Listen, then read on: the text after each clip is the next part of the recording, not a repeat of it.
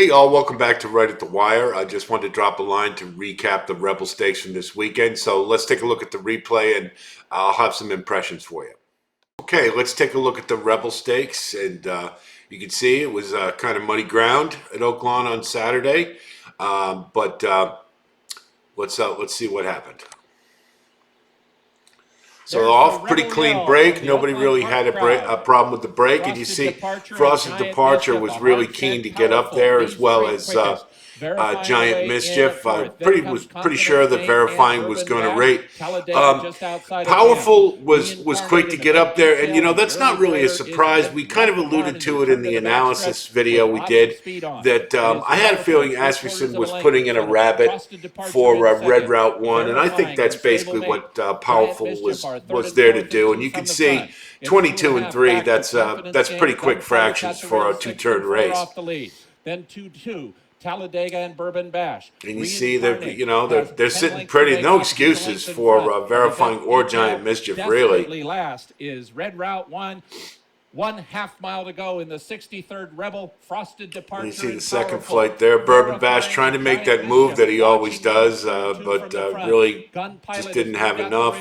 Gun Pilot, he was where he was supposed to be, but he just didn't have enough. And like I had alluded to, I think they're kind of rushing him, so I wasn't surprised he fell back. Here was the biggest surprise. Didn't see this one coming at all. Confidence Game made that big move, and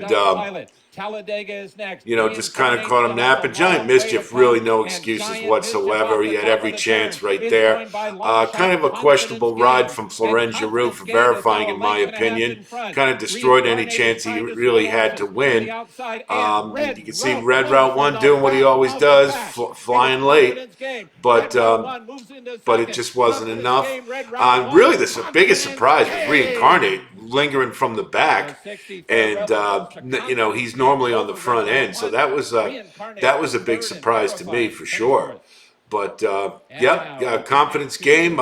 Keith DeSormo is really making a name for himself this year with the 3-year-olds, and boy, he knows how to put a dollar sign in the muscle and find these inexpensive horses and really get the most out of them. So kudos to them, to be sure. So that was the Rebel Stakes. Kudos to Keith DeSormo for Confidence Game. You saw him drifting out in the stretch like that. I think that's the most that horse can give. And I really don't expect him to be a contender moving forward. But he did get the job done today and killed my pick 5. And if you had him, congratulations. Didn't see that one coming at all. Had some impressions about some of the other contenders. Verifying, I think, was in the wrong place. I think the 4 or the 5 path was definitely the place to be in the stretch.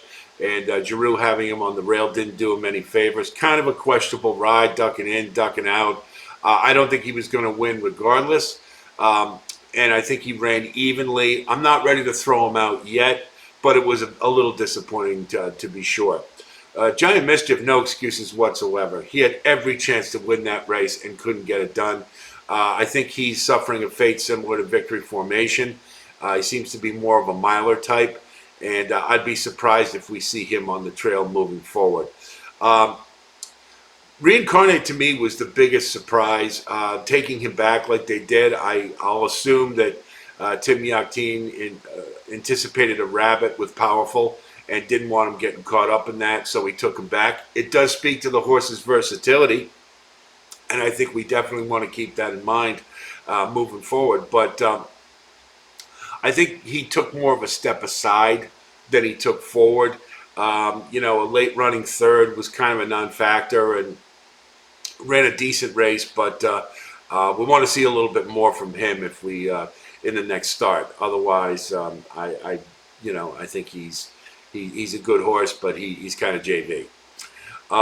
Red Route 1, he had everything his way. They put the rabbit in there to ensure a hot pace. Frosted Departure helped things as well, and he still only was able to manage second.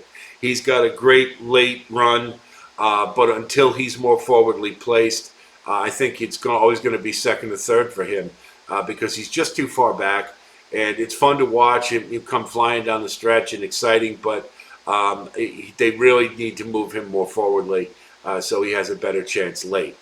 Gun Pilot, I think they're rushing him along. I think it's that simple. I think he's a good horse. I think he will be a good horse later in the year. However, right now, I think the owner's at Derby fever, and it's just a little too early for him to be in these type of races.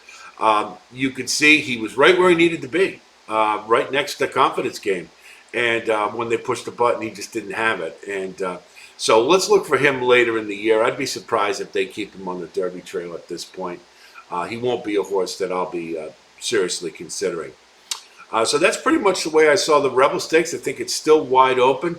The waters really haven't been cleared up. It's still, nobody's taking control of the division. We can say, I think definitively, maybe the Cox horses are a little overrated. They really haven't been firing in the big races, Angel of Empire being the exception.